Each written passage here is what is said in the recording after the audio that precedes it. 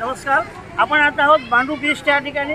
या ठिकाणी आपण पाहिलं तर सत्यवार्ता प्रतिष्ठानी पोटोबा ते विठोबा यांचा एक अन्नदानाचा कार्यक्रम सुरू आहे. आणि हा कार्यक्रम एका कुटुंबाने सुरुवात केली स्वतः दान करण्याची. आपण त्या कुटुंबाला भेटूया आणि त्यांना विचारूया की आपण ही कल्पना आपल्याला कशी सुचली.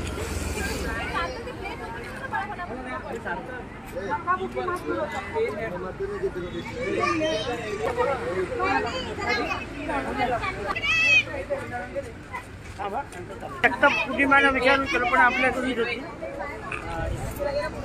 वैने आपण एक सायंटिस्ट आहात आणि सायंटिस्ट असताना सरकारी नोकरी करताना ही कल्पना आपल्याला कशी सुचली आणि आता आपण हा जो वटवृक्ष लावला आहे अन्नदानाचा, बघा किती फोटो, किती कार्यकर्ते जमा झाले, किती लोक जमा होतात, याबद्दल आपण काय सांगाल?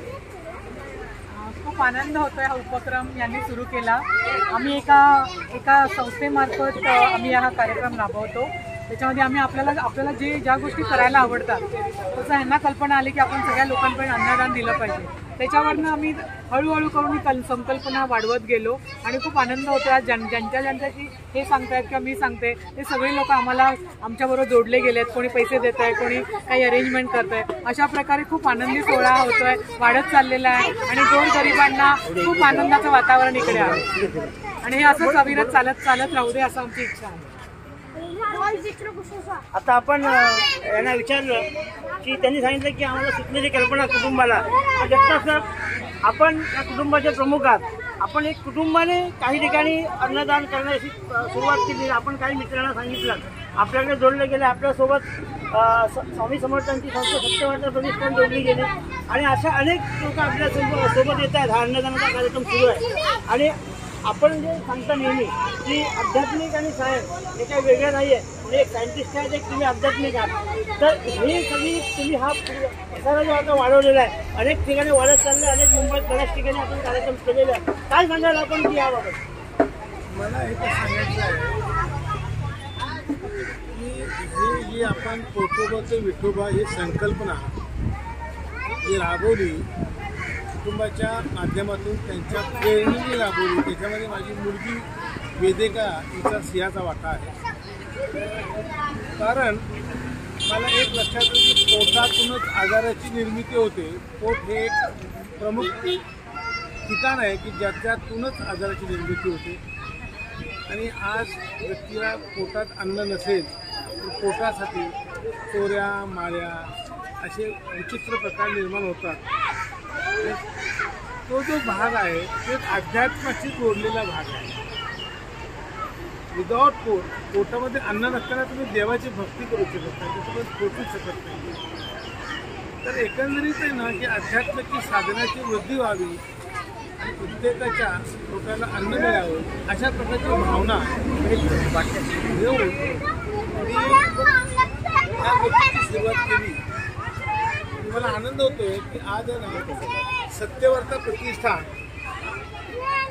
ही संस्था आहे जी स्वामी समर्थांचं कार्य करणारी, ती संस्था सुद्धा आपल्या पोटोबाचे विठोबा यांच्या कार्यामध्ये सहभागी झाली. त्याबद्दल मी सर्वप्रथम बाळा मुदार यांचं आभार मानतो. आणि दुसरी गोष्ट म्हणजे आजचा जो कार्यक्रम जो आहे या ठिकाणचा मांडूपचा, तो प्रदीप खानोलकर यांनी स्पॉन्सर केला. त्यांच्यामुळं हा कार्यक्रम होऊ शकला. त्याचबरोबर ह्या कार्यक्रमाचं नियोजन जे आहे ते आर्यन कुंडले, अजय कुंडले आणि त्यांचे सर्व फॅमिली याने नियोजन केलं. आणि आमचे जे मित्र परिवार आहेत त्याच्यामध्ये बापू म्हणून आहेत, उदाम म्हणून आहेत, प्रशांत कनावडे आहेत, वैभव म्हणून आहेत, अशा बऱ्याचशा लोकांच्या सहकारातून ही गोष्ट निर्माण होते. त्याला फक्त मी कारण आहे, माझा याच्याशी कार्य मात्र काही संबंध नाही आहे. फक्त मला असं वाटलं असे कार्यक्रम प्रत्येकाने आपापल्या एरियामध्ये करावेत. त्यांना जे काही सहकार्य लागणार आहे ते सहकार्य पोटोबा ते विठोबा या माध्यमातून मिळेल. आणि पोट शांत झाल्यानंतर आध्यात्मिक साधनेसाठी आपल्याला स्वामी समर्थ मठ जे आपलं सत्यवार्ता प्रतिष्ठानच्या माध्यमातून होणार आहे, तर त्या ठिकाणी अध्यात्माची वृत्ती होईल आणि त्याच्यामध्येही आपला पुढचा प्रोग्राम त्याच्यामध्ये असेल. मला असं वाटतं एवढं बोलून मी भेट संपवतो. धन्यवाद. आणि ते बाळासाहेब या कुटुंबाबरोबर आपण पाहिलं की या कुटुंबाने, जगताप कुटुंबाने सुरू केलेला हा जो वृक्ष लावला त्यांनी अन्नदानाचा, तो आता फार प्रभाव चालला आहे. मुंबईत अनेक ठिकाणी कार्यक्रम झालेले आहेत. या ठिकाणी त्यांचा मित्रपरिवार पण वाढलेला आहे. आणि हे वाढत असताना जगताप साहेबांचं म्हणणं आहे की सगळ्यांनी आपापल्या भागात त्यांनी आव्हान केलेलं आहे. सत्यवार्ता प्रतिष्ठान आणि पोटोबाते विठोबा यांनी आपल्या सगळ्यांना आव्हान केलेलं आहे, आपण जिथे राहत असाल त्या ठिकाणी आपल्याला जर असा कार्यक्रम करायचा असेल तर आपल्याला अन्नापासून सर्वतोपरी त्या ठिकाणी सहकार्य केलं जाईल. आणि अनेक ठिकाणी जे भुकेलेले आहेत त्यांना अन्न द्यावं असं साहेब म्हणतात. आणि परत एकदा म्हणेन वहिनी, एवढेसे रोपं लावलेले दारी, त्याचा वेणू गेला गगनावरीने, आपण लावलेलं हे रोपट आता गगनापर्यंत पोहोचतंय. आपल्या जगताप कुटुंबाला, समस्त परिवारातर्फे धन्यवाद देतो. जय हिंद, जय महाराष्ट्र.